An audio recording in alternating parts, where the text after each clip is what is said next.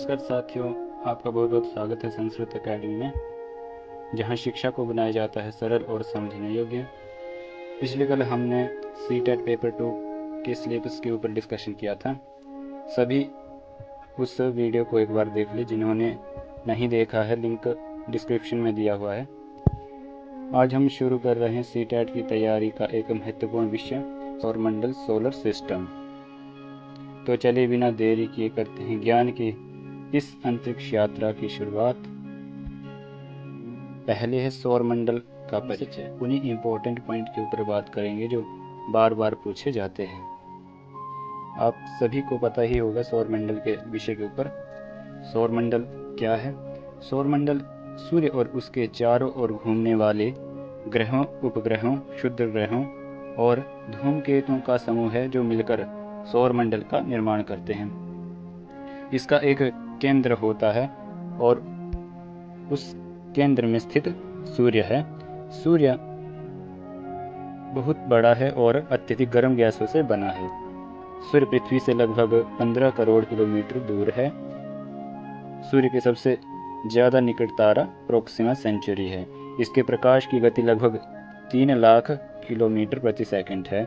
इस गति को पृथ्वी पर पहुंचने में लगभग 8 मिनट 19 सेकंड का समय लगता है। इससे हमें ऊर्जा और प्रकाश प्राप्त होता है। ये एक विशाल गैसों का गोला है। सौरमंडल के 8 ग्रह हैं जो सूर्य से उसकी दूरी के अनुसार पहले पे बुध, फिर शुक्र, पृथ्वी, मंगल, बृहस्पति, शनि, अरुण और वरुण सबसे अंत में।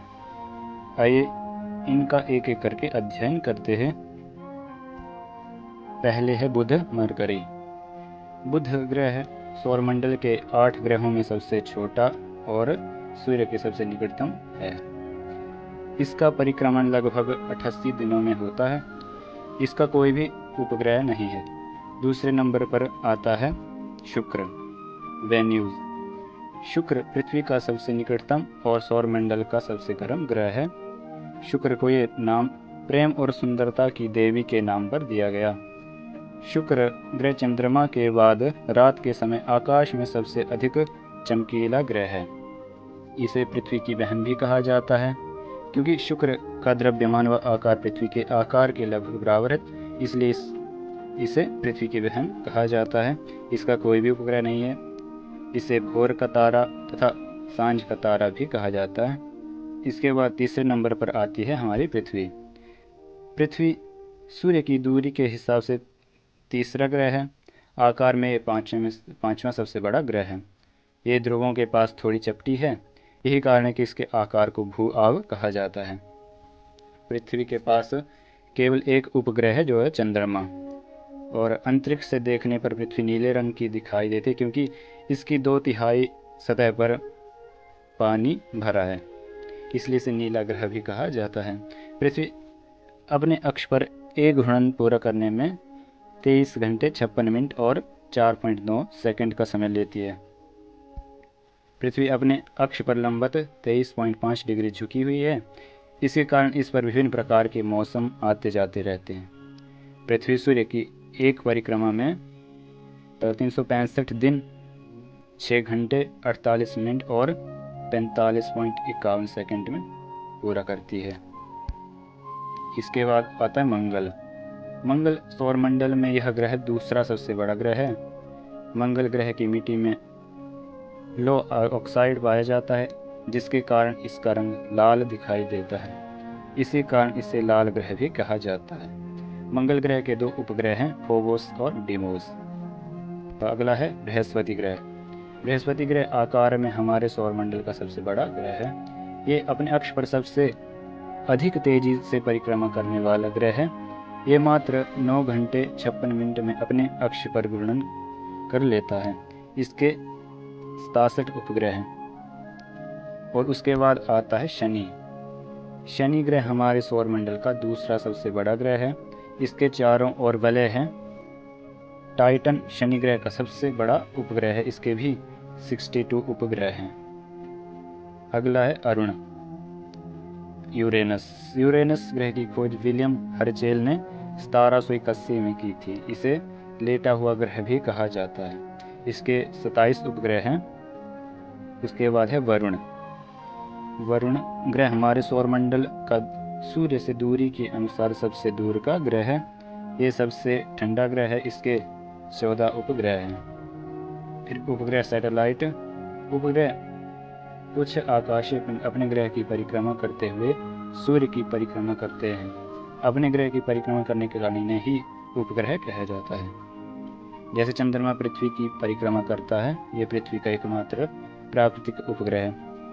मानव निर्मित उपग्रह भारत ने आर्यभट्ट, एजुसेट और ओशनसेट नाम के 2 उपग्रह बनाए हैं।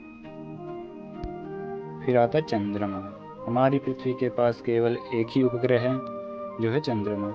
इसका व्यास पृथ्वी के व्यास का केवल 1/4 है। पृथ्वी से चंद्रमा की दूरी लगभग 3,84,400 किलोमीटर है। यह हमारी पृथ्वी के सर्वाधिक निकट स्थित है। चंद्रमा पृथ्वी का एक चक्कर लगभग 27 दिन 7 घंटे और 43 मिनट में पूरा करता है। नील आर्मस्ट्रॉन्ग पहले व्यक्ति थे जिन्होंने 21 जुलाई 1969 को सबसे पहले चंद्रमा की सतह पर कदम रखा।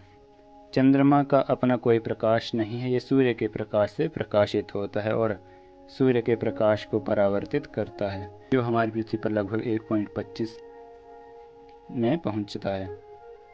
इस प्रकाश को चांदनी कहते हैं। ये था सौरमंडल के विषय में। छठी की एनसीईआरटी से वही पॉइंट उठाएं जो अधिकतर पूछे जाते हैं। कल हम बात करेंगे ग्लोब के विषय में और सूर्य ग्रहण और चंद्र ग्रहण के बारे में जानेंगे। सीटेट में कई बार पूछा गया है, जैसे सबसे बड़ा ग्रह कौन सा है, चमकीला ग्रह कौन सा है। इसलिए याद रखें, परीक्षा में छोटे छोटे तथ्यों से प्रश्न आते हैं। जब हम PYQ प्रीवियस ईयर क्वेश्चन पेपरों को हल करेंगे तो आप जान जाएंगे कि किस तरह से पूछा जाता है। तो आज आपने जाना सौरमंडल के ग्रहों के बारे में और उम्मीद है कि ये जानकारी आपकी सीटेट तैयारी में मददगार साबित होगी। अगर आपको वीडियो पसंद आया हो तो लाइक ज़रूर करें और संस्कृत एकेडमी चैनल को सब्सक्राइब ज़रूर करें, ताकि अगली कक्षा आपसे छूटे नहीं। धन्यवाद। मिलते हैं अगली कक्षा में। जय हिंद, जय भारत।